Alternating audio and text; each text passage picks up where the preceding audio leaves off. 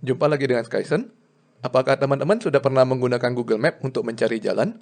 Misalkan kita hendak pergi ke Bekasi dari Serpong, Google Map akan memberikan saran mengenai jalan paling cepat yang bisa kita tempuh, lengkap dengan perkiraan waktu tempuhnya.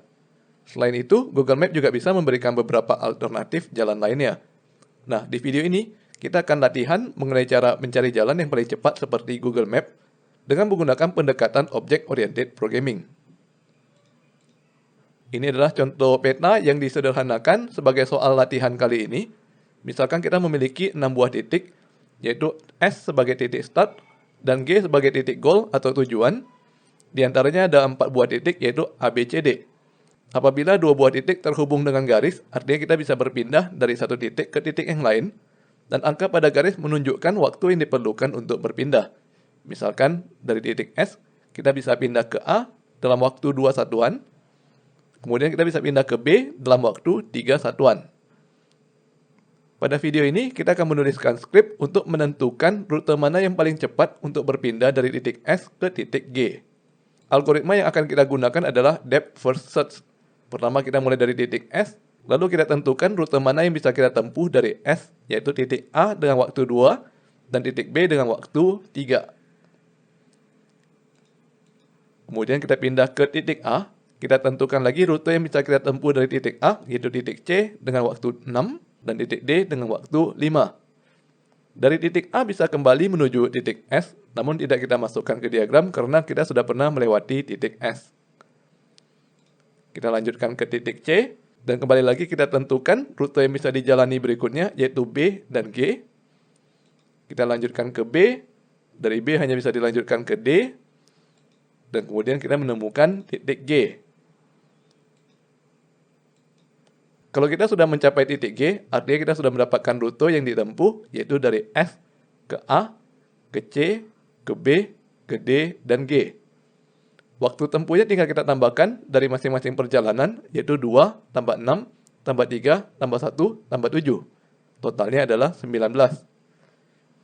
Berhubung kita sudah mencapai titik pencarian paling bawah, maka kita lakukan backtracking. Pertama ke D dahulu, berhubung nggak ada alternatif, kita pindah ke B, lalu baliknya ke C. Nah, berhubung C memiliki rute alternatif yang belum diperiksa, maka kita lanjutkan pencarian ke G. Dan sekali lagi di sini kita mencapai titik G, dan rute yang ditempuh adalah S, A, C, G, dengan waktu yang diperlukan 9. Selanjutnya kita lakukan backtracking lagi ke C, lalu ke A, dan kita periksa lagi alur alternatif D. Di sini kita bisa tambahkan rute baru yang bisa kita lalui dari titik D, yaitu B dan G. Dari sini teman-teman sudah bisa terbayang ya alur kerja dari depth first search. Kalau pencarian ini dilanjutkan hingga memeriksa semua titik, maka kita akan mendapatkan semua rute yang bisa kita lalui untuk mencapai titik G. Nantinya kita tinggal memilih rute mana dengan waktu yang paling kecil. Sebelum kita melanjutkan ke penulisan skrip, kita mesti ingat dahulu bahwa skrip terdiri dari 3 bagian besar ya, yaitu input, proses, dan output. Tadi barusan kita bahas bahwa proses yang akan kita tulis adalah algoritma depth first search. Sedangkan outputnya mengembalikan 2 buah nilai, yaitu titik mana saja yang perlu kita lewati untuk berpindah dari S ke G. Semua titik ini kita tuliskan dalam satu buah string, misalkan ini ya, SBCG. Dan nilai kedua yang dikembalikan adalah jumlah waktu yang diperlukan untuk menempuh jarak tersebut. Berhubung kita mengembalikan 2 buah nilai sekaligus, maka kita menggunakan tipe data array.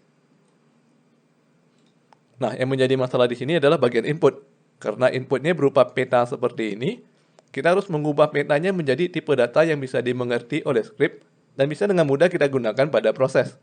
Untungnya tipe data array pada PHP sangat fleksibel, sehingga cocok kita gunakan di sini. Sebagai contoh, kita lihat titik S. Dari S bisa menuju A dengan waktu 2 satuan, dan bisa menuju B dengan waktu 3 satuan. Jadi peta ini kita terjemahkan menjadi variabel S, yang menampung array dengan indeks A nilainya 2, kemudian indeks B nilai 3. Nama variabel S ini adalah titik awalnya yaitu S, sedangkan indeks A adalah titik yang bisa dituju, yaitu titik A, dengan nilai 2 yaitu waktu tempuhnya. Kemudian ada lagi indeks B dengan nilai 3. Kita lihat ke contoh lain ya. Dari titik A, kita bisa menuju ke titik S, C, dan D. Maka peta ini kita terjemahkan menjadi variabel A yang menyimpan array dengan indeks S nilai 2, kemudian indeks C nilai 6, dan indeks D nilai 5. Berhubung kita memiliki 6 buah titik, daripada setiap titik mesti disimpan dalam satu variabel, lebih baik semua titik kita simpan dalam satu array. Jadinya array 2 dimensi ya. Map dengan indeks S merepresentasikan variabel S yang kita bahas sebelumnya. Kemudian map dengan indeks A merepresentasikan variabel A yang barusan kita bahas juga. Dan indeks lainnya menunjukkan titik-titik lainnya. Ini adalah source code awal dari latihan kita. Kita memiliki array map yang menggambarkan titik-titik pada peta dan rute tempuhnya. Yang perlu kita tulis di sini adalah kode untuk kelas road finder.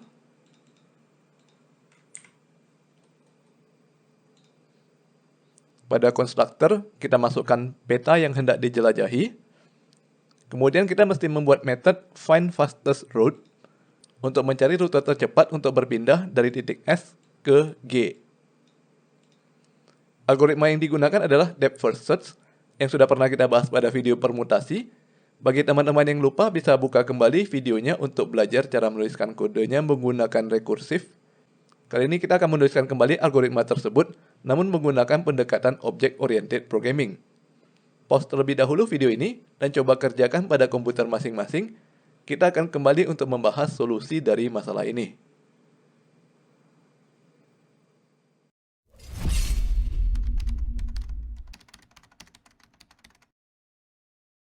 Kita coba praktek coding ya. Di sini sudah ada file roadfinder.php, yang di dalamnya ada kelas roadfinder. Pertama kita buat dahulu konstruktornya. Public function underscore construct. Kita gunakan fitur promotion, yaitu private array map. Dan isi metodenya kosong saja ya. Namun berhubung kita menggunakan promotion, artinya kita sudah mengangkat parameter map menjadi sebuah property. Kemudian kita buat public function find fastest route dengan parameter string source dan string destination. Di dalamnya kita coba vardam saja ya nilai dari property this map untuk memastikan propertinya sudah berhasil dibuat. Setelah itu kita return dan kita coba jalankan. Nah, kode sudah berjalan dengan benar ya. Di sini sudah ada array dari map, indeks S dengan nilai A dan B, kemudian indeks A dengan nilai SCD. Sudah sesuai ya. Nah, untuk nilai null ini diabaikan saja ya. Ini nilai dari main.php, baris terakhirnya ini.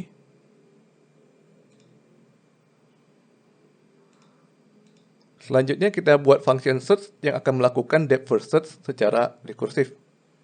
Berhubung cara penggunaan function ini rumit, lebih baik kita buat dalam bentuk private. Jadi hanya kita sendiri yang bisa mengakses function tersebut.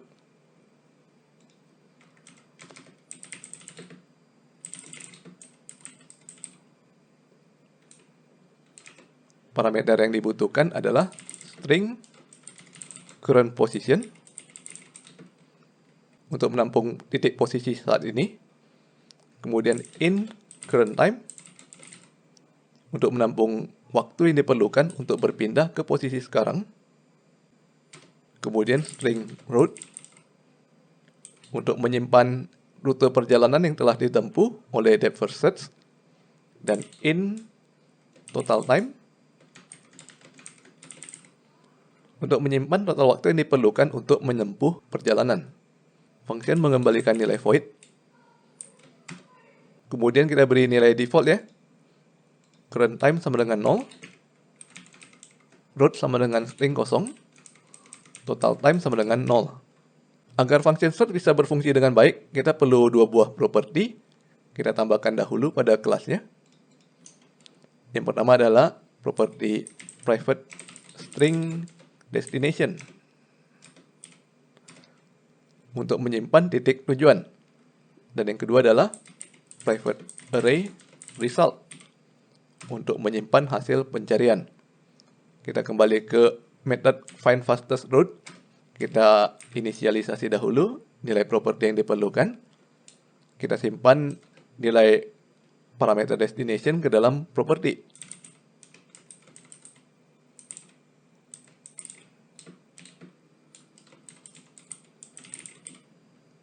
Kemudian kita inisialisasi nilai dari properti result menjadi array kosong. Kemudian kita panggil method search dengan argumen source. Setelah itu yang kita fardam adalah resultnya. Kita lanjutkan untuk mengisi method search.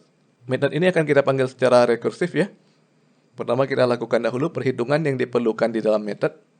Kita tambahkan route dengan current position. Kemudian kita tambahkan juga total time dengan current time. Nah, kemudian coba ingat lagi ya, di dalam rekursif, apalagi yang paling penting? Yang paling pentingnya adalah base condition, yaitu kondisi di mana kita keluar dari rekursif. Kalau tidak ada base condition, bisa-bisa nantinya fungsi kita dijalankan secara berulang-ulang tanpa henti. Base condition dari fungsi ini adalah apabila kita telah berhasil mencapai tujuan. Jadi kondisinya adalah current position identik dengan property destination. Apa yang mesti kita lakukan kalau sudah mencapai tujuan? Kita harus mencatat hasilnya ke dalam properti result. Berhubung result berbentuk array, maka untuk menambahkan hasil di bagian akhir array, kita mesti panggil function array push. Argumen pertamanya adalah result. Sedangkan argumen kedua adalah array, yang isinya adalah route dan total time. Jadi indeks ke-0 adalah rutenya, indeks ke-1 adalah waktunya. Setelah push kita langsung return ya. Selanjutnya, kita mencari rute mana saja yang bisa kita lalui agar kita bisa memanggil kembali function search secara rekursif. Ingat ya, rute disimpan di dalam properti thisMap dalam bentuk array 2 dimensi. Untuk mengambil rute apa saja yang bisa dilalui oleh titik current position, kita bisa menggunakan sintak for each dengan argumen property map dengan indeks current position. Kemudian kita ikuti dengan kata kunci S, kemudian variable position, tanda panah time. Kita lihat lagi ya ke array dari map. Array dari dimensi keduanya. Indeksnya kita simpan ke dalam position, sedangkan nilainya kita simpan pada time. Position akan mengandung nilai titik berikutnya yang bisa kita kunjungi, sedangkan time adalah waktu yang diperlukan. Dari sini kita bisa memanggil search untuk iterasi berikutnya. Dengan argumen position, time, route, dan total time. Namun perlu diingat lagi ya, kita hanya boleh memeriksa rute yang belum pernah kita kunjungi. Artinya nilai dari position belum pernah ada di dalam route. Jadi kita tambahkan dahulu if. Kemudian untuk memeriksa hal ini, kita bisa menggunakan function str_contains dengan argumen route dan position.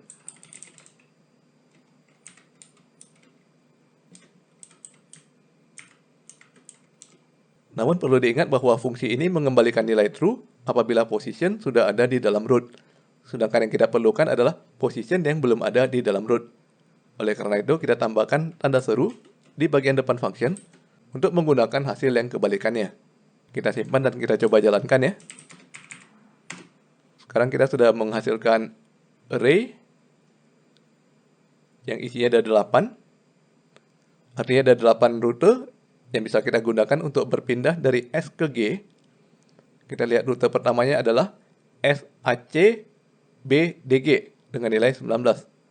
Sesuai dengan slide tadi ya. Sedangkan rute keduanya adalah SACG dengan nilai 9. Sesuai dengan slide lagi. Selanjutnya kita mesti mengganti vardam dari property result ini menjadi rute dengan waktu yang paling kecil saja. Jadi jangan menampilkan ke-8-nya ya, kita tampilkan salah satunya saja, tapi yang nilainya harus paling kecil.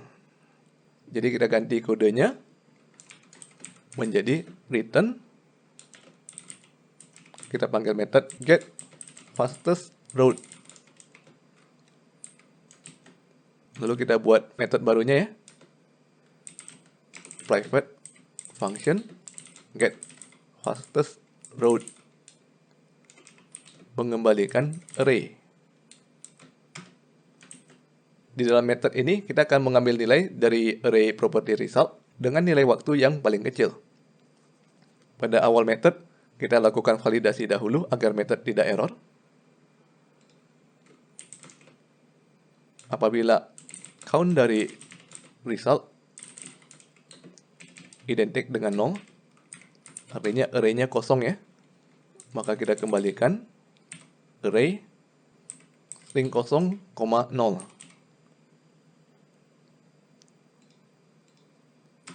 Lalu kita inisialisasi nilai awal dari rute dan waktu. Ingat lagi ya, property result adalah array 2 dimensi. Pada dimensi kedua, ini ya, dimensi keduanya, kita menyimpan rute pada indeks ke-0 dan waktu pada indeks ke-1.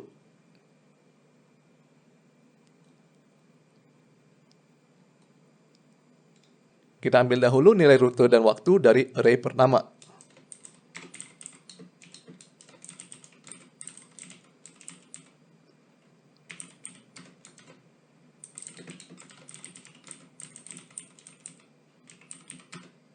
Kemudian kita lakukan loop ya. For each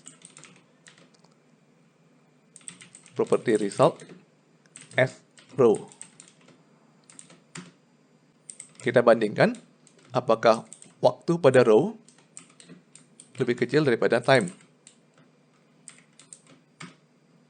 Apabila iya, maka kita ganti row dan time dengan nilai dari row.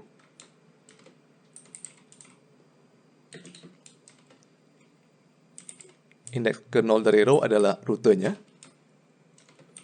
Sedangkan indeks ke-1 dari row adalah waktunya. Dan pada bagian akhir function, kita kembalikan row dan time dalam bentuk array.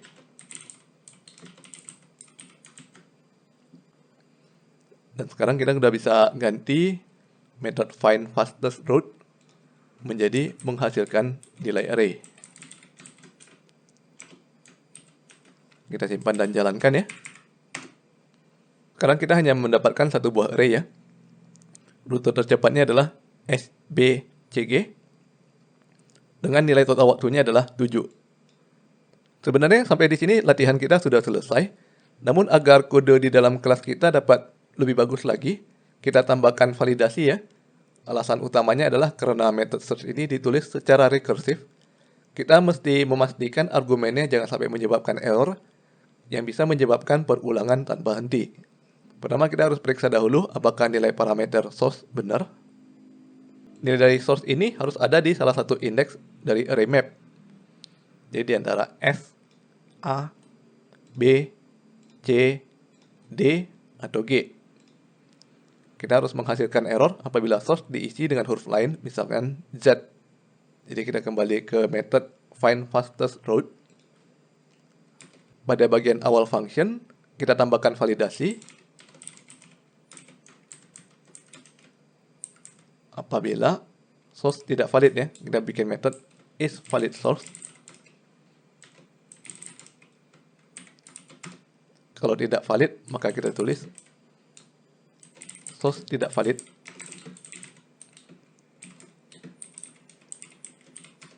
Kemudian kita panggil die.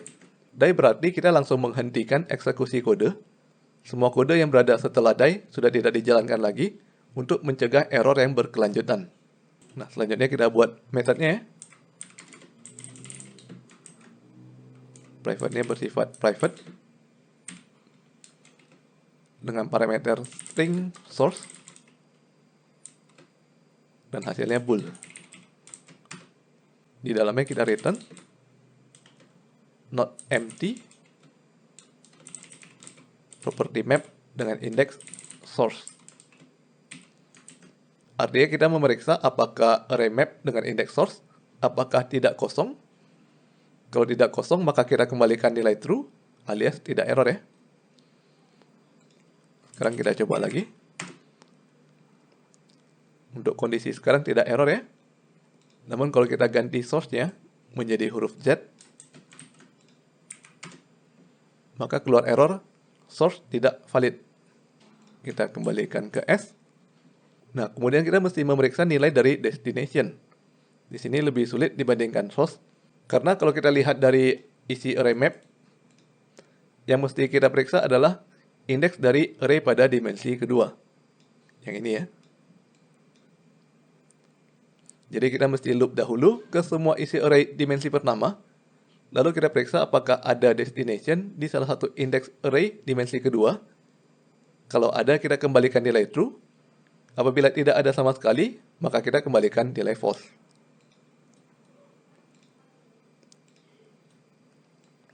Kita copy paste ya. Is valid source. Kita ganti menjadi is valid destination.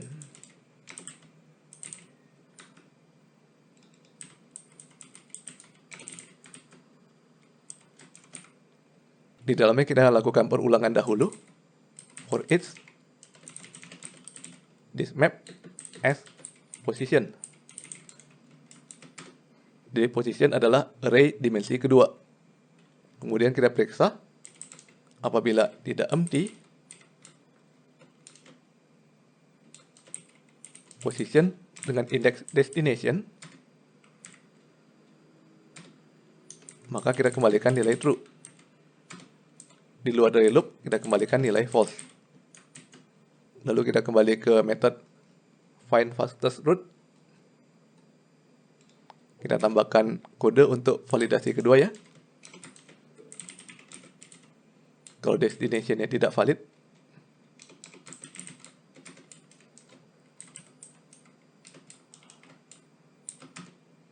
maka kita echo destination tidak valid.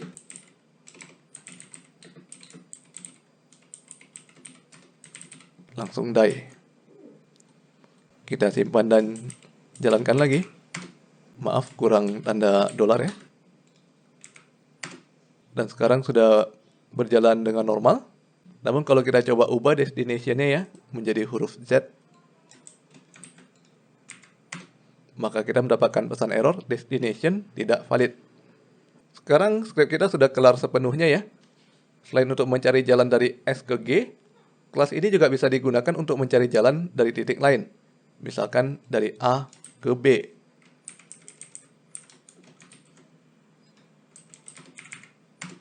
Terus terang materi algoritma yang digunakan di sini memang lebih sulit ya.